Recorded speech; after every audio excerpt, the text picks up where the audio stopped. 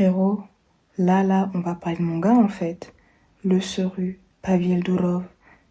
Ты знаешь, что он мой товарищ, я очень люблю все, что он делает. И я знаю, что будущий телеграмма это будет очень прекрасно. Вообще, мне не терпится. On va parler aussi d'SBF. Il est au placard. Frérot, donc là, il aura le nez au carplat, il est derrière les barreaux, mais attention, c'est pas fleuri. C'est pas fleuri du tout, il n'y a pas de fleurs et c'est même chaud pour lui. Limite, là, j'ai peur pour lui, je vais pas te mentir. Binance, MetaMask, Mazar, les SEC en danger. La crypto, actuellement, c'est très très chaud. Faut vraiment avoir un mental d'acier. Mais je vais te partager une bonne nouvelle. Un petit bon plan pour gagner 100 dollars au calme. Attention, ce sera réservé aux hommes alpha avec un grand H. Et à la fin de la vidéo, je vais te parler du petit braco qu'on est en train d'organiser avec les refs du Club Alpha pour 2023. Et quand je dis les refs, c'est parce qu'actuellement, il n'y a que des mecs, mais il y a des vrais OG, hein, je t'en parle tout à l'heure. Après, je vais pas te mentir, je suis pas dans le délire en East parce que ça fait mal à la tête. Le but du Club Alpha, c'est uniquement de s'enrichir en crypto-monnaie avec des gens qui sont déterminés. Tu vois ce que je veux dire ? Tu connais, si tu connais pas, chaque dimanche, on revient ensemble sur l'actualité la plus croustillante autour des crypto-monnaies. Si c'est un sujet qui éveille ta curiosité et ou te passionne de manière incommensurable, tu peux rejoindre la lettre alpha 100% gratuite où je te partage un condensé de l'actu crypto, quelques bons plans et quelques airdrops, ou le club alpha où tu auras accès à toutes les dingueries qu'on ne peut pas partager publiquement. Maintenant, mets-toi en mode Zeppo, boisson sur le tech, et c'est parti, tu connais.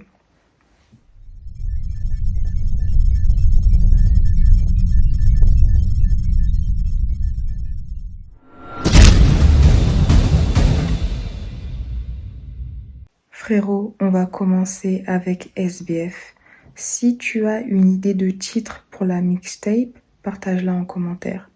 Moi, je pensais à un truc du genre « La prison, c'est dur » et la sortie, c'est pas si sûr. Parce que là, comme je t'ai dit en intro, on l'a ramené dans une des pires prisons du monde. Et au-delà de ça, il risque jusqu'à 115 ans de prison. C'est chaud pour lui, je te dis. Malgré tout ce qu'il a fait, j'ai peur pour lui. Mais dans cette histoire, il y a quand même beaucoup de zones d'ombre et d'éléments assez sombres qu'on va essayer d'éclaircir ensemble. Déjà, ce qui est assez étrange, c'est qu'il y a quelques jours, il avait annoncé qu'il acceptait de testifier. Donc, en gros, il acceptait de dévoiler tout ce qu'il savait sur l'affaire d'FTX. Et comme par hasard, suite à cette déclaration, il le ramène au placard. Coïncidence ? Je ne pense pas. Parce que ce qu'il faut aussi savoir, c'est que les politiques, les institutions financières avec qui il était dans des délires bressons, là, en fait, ils ont eu chaud. Ils se sont dit, attention, là, le ref, c'est trop de choses compromettantes. Faut pas qu'il parle. C'est pour ça qu'ils ont décidé de l'envoyer derrière les barreaux. Tu vois ce que je veux dire ? Parce que la réalité, c'est que même si tu as des millions et que tu finances quelqu'un, une institution ou un parti politique, quand ça va bien, on est ensemble, c'est la fête. Mais quand ça va mal, c'est chacun pour soi. Il ne te reste que tes yeux pour pleurer. Regarde, SBF, il avait même des relations assez ambiguës avec Gary. Gary qui avait très probablement fermé les yeux sur plusieurs éléments troublants concernant l'activité d'FTX. Et un jour après l'arrestation d'SBF, le ref, Gary Gensler, le président de la SEC, a déclaré qu'SBF a construit un château de cartes sur la base de la tromperie tout en disant aux investisseurs qu'il s'agissait d'un des bâtiments les plus sûrs de la crypto. Tu vois ce que je veux dire ? C'est normal que maintenant, des gens le reprennent en lui disant « Mais frérot, en fait, pourquoi t'as fermé les yeux sur ça ?» Parce qu'en vrai, c'est facile de fermer les yeux et se réveiller quand le mal est fait en disant « Oh là là, sapristi, bon sang de bonsoir, il nous a bien eu ce petit chenapan. » Alors que toi-même tu savais, toi-même tu étais avec lui dans ses bails bressons, tu vois ce que je veux dire ? Ce sont tous des acteurs et actuellement nous vivons dans une simulation. Et les politiques sont de mèche aussi parce qu'ils étaient bien contents d'accepter les millions d'SBF.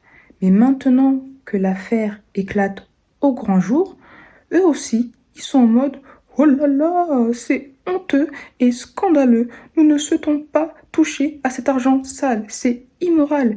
Mais moi, j'ai envie de dire, les frérots, mais en fait, c'est comment? Pourquoi vous faites du cinéma comme ça? Là, on a une vraie masterclass en termes de retournement de veste. La prochaine fois, les frérots, mettez la veste directement à l'envers dès le début. On a capté votre jeu en vrai. Tu vois ce que je veux dire? Bon, après, peut-être que je me trompe. Je te partage juste ma lecture des événements, mais selon moi, il y a trop de choses bizarres. C'est pas fini. Avant de terminer, c'est qui va payer les pots cassés? Eh ben, c'est le peuple. Ce sont les clients d'FTX. Donc, en plus d'avoir perdu leur argent, leur identité risque d'être révélée au grand jour. C'est abusé. En tout cas, j'attends tes retours, hein. Peut-être que c'est moi qui suis folle. Donc j'attends ta lecture de la situation en commentaire, mais tout ce qui se passe là, c'est vraiment très bizarre.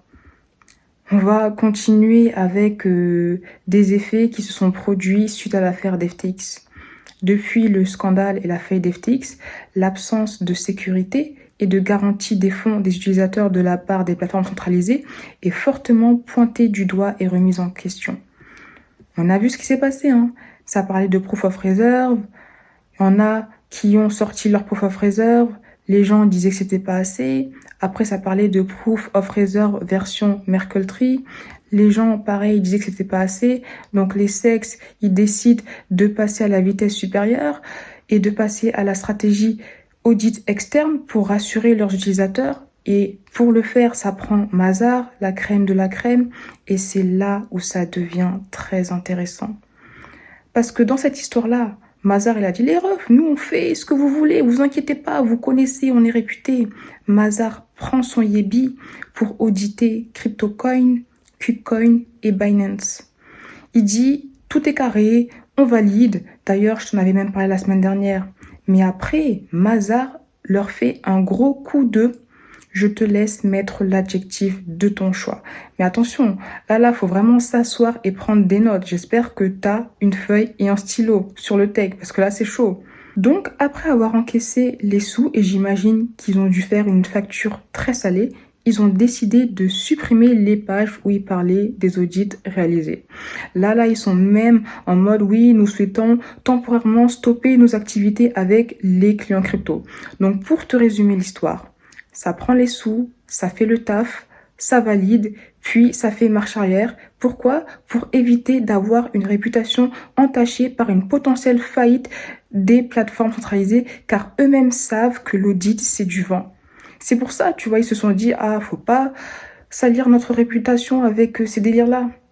Encore une fois, c'est ce que je te disais la semaine dernière. Pour moi, la proof of reserve, tous les trucs, les audits qui veulent nous mettre pour nous mettre des paillettes dans les yeux, c'est du vent, tu vois, c'est de la poudre de perlimpinpin, ça sert à rien. Et dans tous les cas, on sait qu'on évolue dans un écosystème risqué. Et encore une fois, je vais pas cracher sur les sexes, on en a besoin. La règle que je me dis, c'est 80-20 ou 90-10. Entre 80 et 90% sur des plateformes décentralisées ou des cold wallets et 10-20% sur des plateformes centralisées, tout en ayant conscience que le risque zéro n'existe pas malgré toutes les preuves de réserve, de je sais pas quoi, qui vont vouloir nous montrer.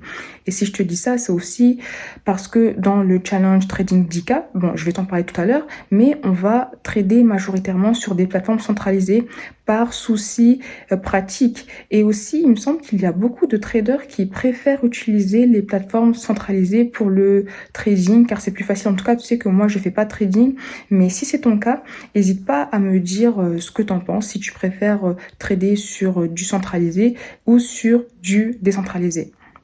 Bon, là, on va parler de ton gars, hein. Le CEO de JP Morgan, parce que c'est pas mon gars, hein. Le ref, je te le dis à chaque fois que je parle de lui. Par devant, il dit que la crypto, c'est un scam, et par derrière, le ref, il est investi comme jamais. Tu vois ce que je veux dire? Mais la bonne nouvelle, c'est que là, JP Morgan a partagé un rapport très intéressant relié à la crypto. On va voir ensemble quelques graphiques. Mais en tout cas, ce que ce rapport nous montre, c'est qu'actuellement, on est au bon endroit, au bon moment. Là, tu fais vraiment partie de la minorité qui ont le potentiel de s'enrichir de manière démesurée au prochain bull run. T'es exactement là où tu dois être. Et regarde, hein, ce n'est pas moi qui le dis, ce sont les graphiques. Malheureusement, c'est un fait. Quand la crypto baisse, la crypto n'est pas sexy, personne ne veut rentrer. Et c'est quand la crypto monte, quand les prix montent, quand l'euphorie reprend que 99%, je schématise, décident de rentrer dans la crypto. Ça montre aussi que les 10% des gens qui deviennent millionnaires pendant le bull run sont ceux qui ont pris le risque de rentrer dans la crypto quand tout était au plus bas. Donc quand on avait une situation similaire à la situation dans laquelle nous nous trouvons actuellement. Après, moi, j'y ai pensé, en fait, tu as deux solutions pour devenir millionnaire en crypto. La première, c'est être milliardaire et investir au bull run. Comme ça, après, tu perds tous tes millionnaires. Et la deuxième, c'est de t'intéresser à la crypto pendant le bear market, chercher le petit projet et voir le PF exploser au bull run. Tu vois ce que je veux dire? Donc là, si tu t'intéresses à la crypto, le prochain bull market, frérot, c'est ton tour. C'est ton tour. Patience. Le bear market, c'est dur, on est d'accord. Mais le jackpot au prochain bull run, c'est sûr. Frérot, si tu me regardes, on est ensemble. Conviction testostéronée jusqu'à la muerte, tu connais, ça bouge pas, ça bouge pas. Tout le bear market, on sera là et on sera aussi là pour le bull run. Autre graphique très intéressant. Quand on voit les sorties en crypto et les entrées en crypto, on remarque que les sorties sont généralement toujours supérieures aux rentrées, mais ce qui est d'autant plus intéressant, c'est que pendant les pics de prix, les sorties explosent. Pourquoi? Alors, selon moi, c'est dû au fait que les gens qui ont justement investi quand tout était au plus bas, c'est-à-dire dans une période similaire à laquelle nous nous trouvons, au bull run, ils ont pu faire un fois 100 et c'est normal qu'ils décident de cash out. Imagine maintenant, là, tu mets 1000 $ et qu'au bull run, t'as 100 000. C'est normal que tu retires. Tu vois ce que je veux dire? Et en vrai, ce que je te dis, c'est l'objectif du Club Alpha. L'objectif, c'est de faire un x100 minimum au prochain bull run. Alors, ça va prendre du temps parce qu'on ne sait pas quand le prochain bull run va arriver, mais c'est pas impossible. Après, je peux me tromper. Encore une fois, je n'ai pas de boule de cristal pour prédire l'avenir. Je te partage juste mes réflexions, mais je ne suis pas Madame Irma.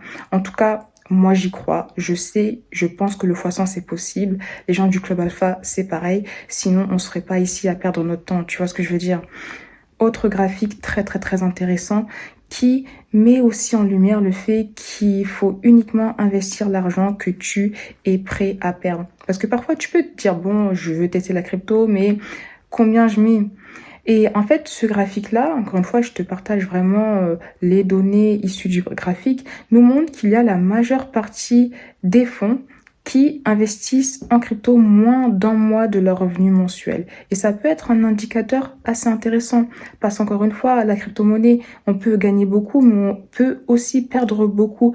Il faut être préparé à ça. Donc c'est pour ça qu'il faut mettre une somme qui, même si on la perd, ça fait mal parce que perdre de l'argent, ça fait toujours mal, mais ça ne va pas nous empêcher de vivre.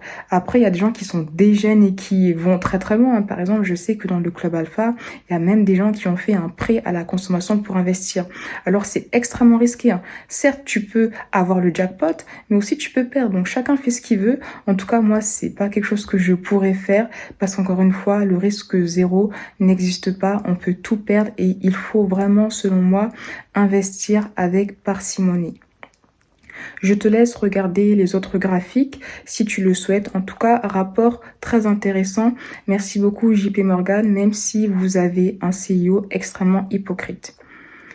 Revenons sur un sujet extrêmement intéressant et pertinent qui concerne l'utilité du Bitcoin et par extension, selon moi, l'utilité des crypto-monnaies, même si tu as des Bitcoins maximalistes qui vont te dire le Bitcoin et rien d'autre.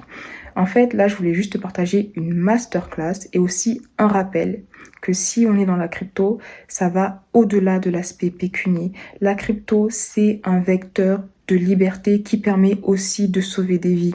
Et là, le ref, Alexandre Stachenko, il a partagé une masterclass sur l'utilité du Bitcoin. Il a dit les termes et j'ai kiffé de ouf. J'ai regardé la vidéo plusieurs fois. Je l'ai enregistrée et franchement, je te conseille de regarder la vidéo. Et si tu as des frérots ou des personnes dans ton entourage qui te disent aussi que la crypto, c'est uniquement un outil spéculatif pour s'enrichir, partage-lui la vidéo. Le frérot Alexandre Stachenko, il va le démonter parce qu'il a dit les termes. La crypto, ça permet de sauver des vies, littéralement. Et c'est important.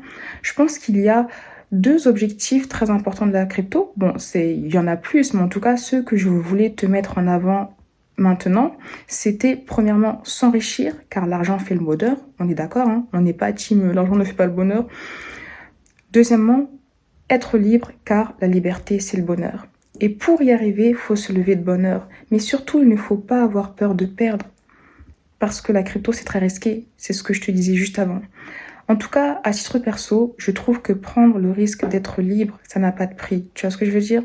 Chacun ses choix. Ici, on a choisi la liberté. Et en parlant de liberté, il faut faire attention parce que les mesures liberticides nous entourent et sont plus proches qu'on ne le croit. Là, je vais te parler du partenariat entre MetaMask et PayPal. Tu connais ici, on dit les termes. Pour moi, les initiatives qui impliquent de connecter un portefeuille décentralisé à un service qui plus est comme PayPal sont liberticides et pernicieuses. D'un côté, ils vont vouloir t'endormir en te disant « Regardez, maintenant, vous pourrez acheter des cryptos en un clic sur MetaMask grâce à PayPal. » Et j'ai même pas creusé l'histoire des frais. Je pense qu'on doit se faire allumer en termes de frais. Après, je te dis la vérité, j'ai un biais très négatif envers PayPal car selon moi, ils aiment bien bloquer l'argent des gens sans raison. Mais de l'autre côté, ce partenariat-là, ça vise aussi à KYCiser ton MetaMask pour pouvoir te traquer plus facilement. Tu vois ce que je veux dire? Et moi, merci mais non merci.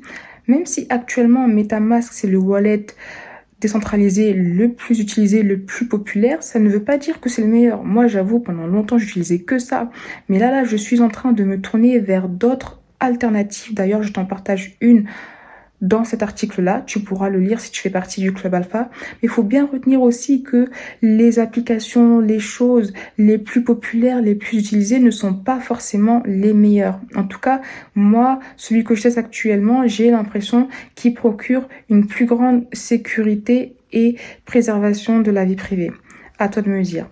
En parlant de vie privée, on sait que c'est un sujet qui est très très très intéressant, surtout quand on sait que la plupart des blockchains sont transparentes, ce qui veut dire qu'on peut voir l'intégralité des transactions qui y sont faites. Même si les transactions sont pseudonymes, à partir du moment où une personne connaît ton pseudo, elle peut traquer toutes tes transactions financières. Et c'est pas forcément quelque chose qui est agréable à savoir parce que c'est normal de vouloir acheter ce qu'on veut en crypto de manière confidentielle. Tu vois ce que je veux dire? Et si je te parle de ça, c'est parce qu'il y a Aztec.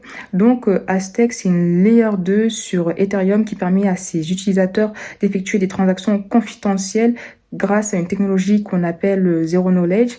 Et elle permet aussi de réaliser des transactions avec des frais peu élevés. C'est aussi un peu une des propositions de valeur de toute layer 2. Et si je te parle d'Aztec, c'est parce qu'ils ont levé 100 millions de dollars en bear market.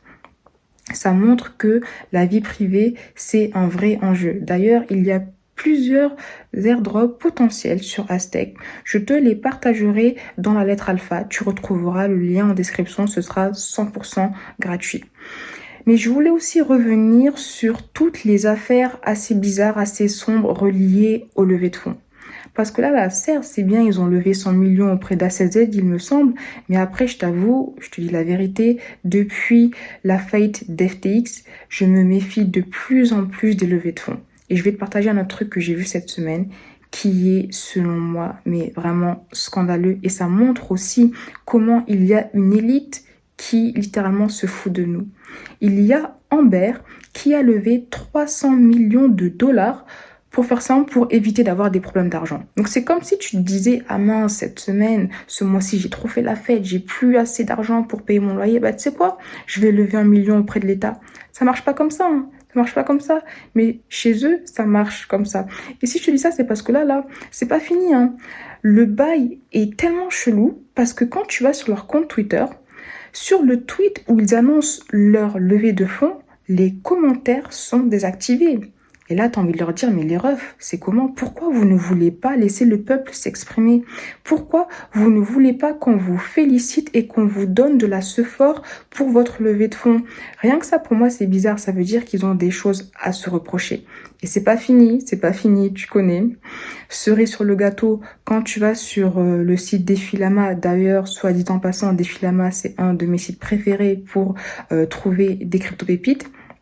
Mais quand tu vas sur ce site pour traquer les levées de fonds, tu vois que le 16 décembre, Amber a levé 300 millions de dollars. Tu vois également que le 16 décembre, PIN Protocol a levé 3 millions de dollars. Et parmi les investisseurs leaders, il y a Amber Group. Là, il y a un truc qui est pas bon, tu vois.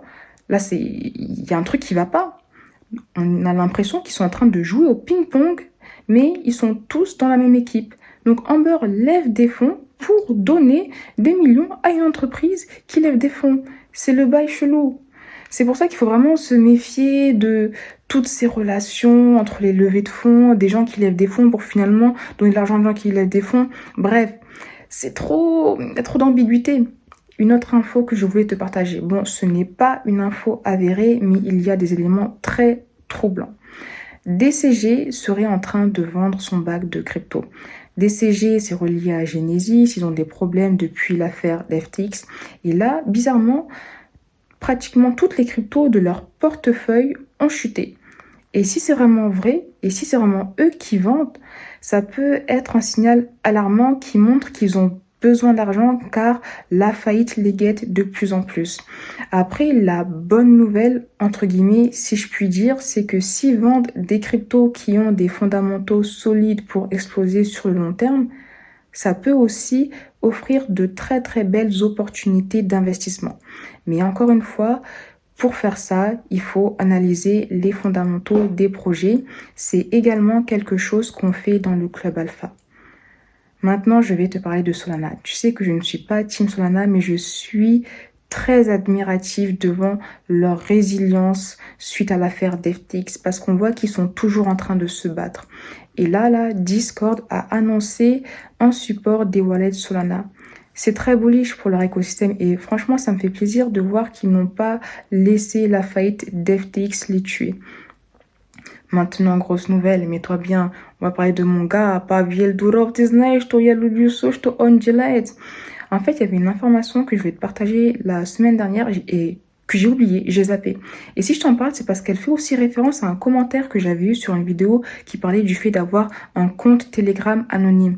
En fait, c'est possible, car Telegram, depuis qu'ils ont lancé leur marketplace Fragment, tu peux littéralement acheter un numéro Telegram que tu pourras utiliser pour justement avoir un compte Telegram qui n'est pas relié à une carte SIM et utiliser Telegram de manière anonyme.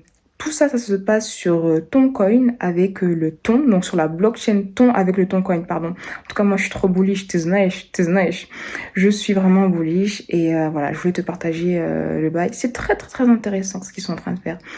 Je me dis que c'est un projet à suivre de très, très près. Not a financial advice, do your own research. Tu connais, on est juste dans le partage d'informations.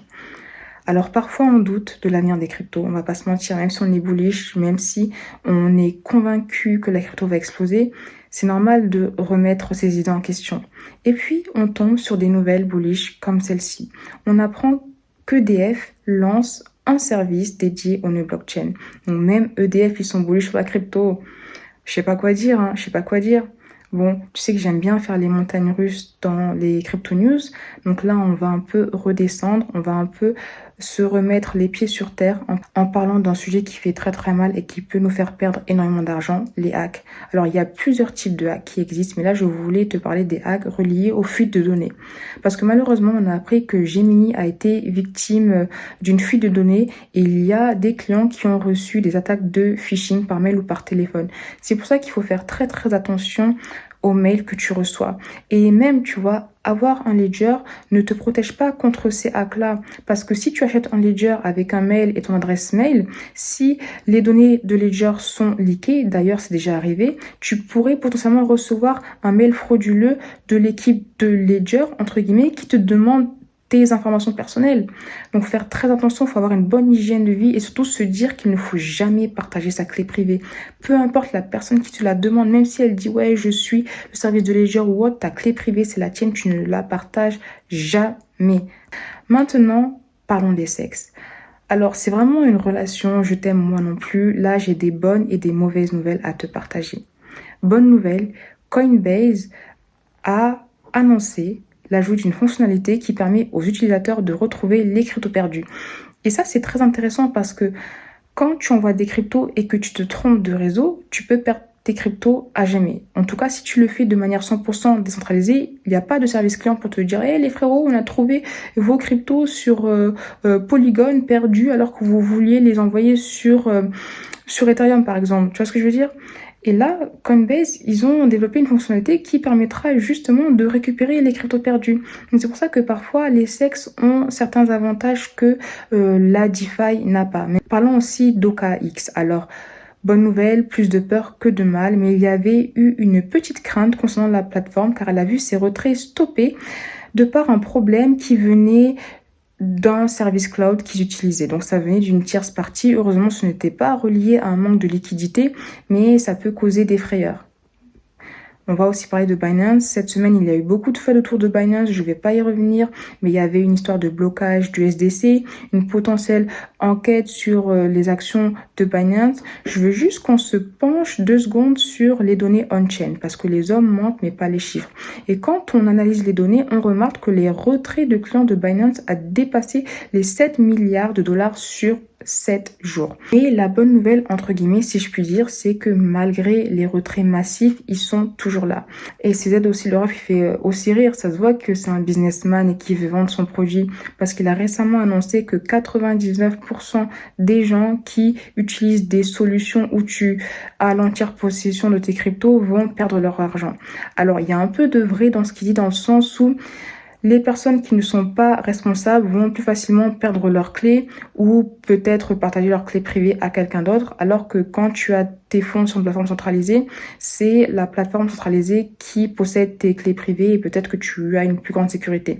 Donc après, voilà, c'est chacun fait ce qu'il veut. Moi, tu sais que je privilégie les plateformes décentralisées tout en sachant que j'ai besoin d'avoir aussi quelques fonds sur des plateformes centralisées.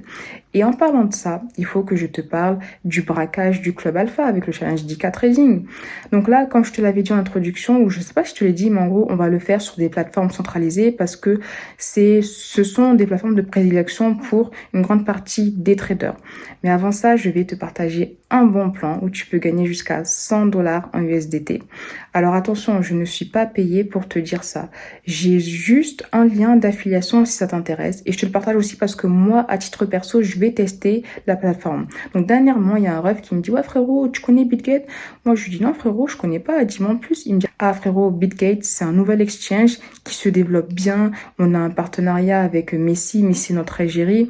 Peut-être que ça pourrait intéresser ton audience. » Donc moi, ce que j'aime, c'est que je lui ai fait comprendre que moi, je suis pas en mode « Ouais, allez tous sur des plateformes centralisées. » Il a compris, il a dit « C'est normal. Il faut faire 80-20 ou 90-10 comme je te l'avais dit. » Donc je me suis dit « Pourquoi pas, tu vois. » J'ai beaucoup aimé l'approche. Donc je me suis dit, dans tous les cas, depuis longtemps, je cherche aussi à diversifier la partie que j'ai sur les plateformes centralisées.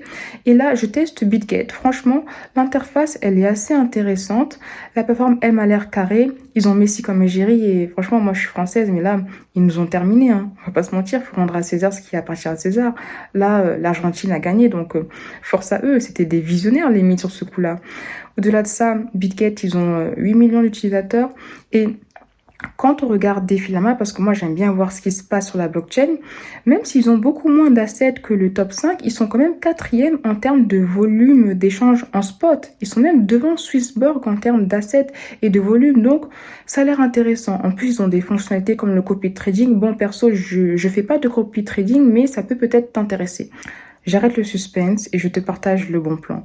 En fait, là, si tu décides de t'inscrire via mon lien d'affiliation et de faire un premier dépôt sur ton compte futur, tu vas recevoir 10% du montant net déposé sous forme de bonus trading. Et tu peux avoir jusqu'à 100 dollars en USDT. Donc, si tu fais du trading, ça peut être cool. Hein. Moi, je me dis, pourquoi pas? C'est déjà ça. Au-delà de ça, je crois qu'il n'y a pas de KYC jusqu'à 20 BTC tant que tu restes en crypto.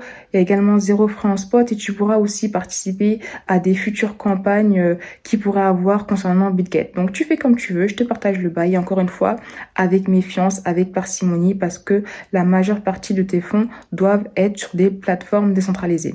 Mais comme nous, dans le Club Alpha, on va faire le challenge 10K Trading, je pense que je vais utiliser BitGet pour le faire. Donc à titre perso, je te partage aussi ça parce que c'est une plateforme que je compte utiliser de manière personnelle.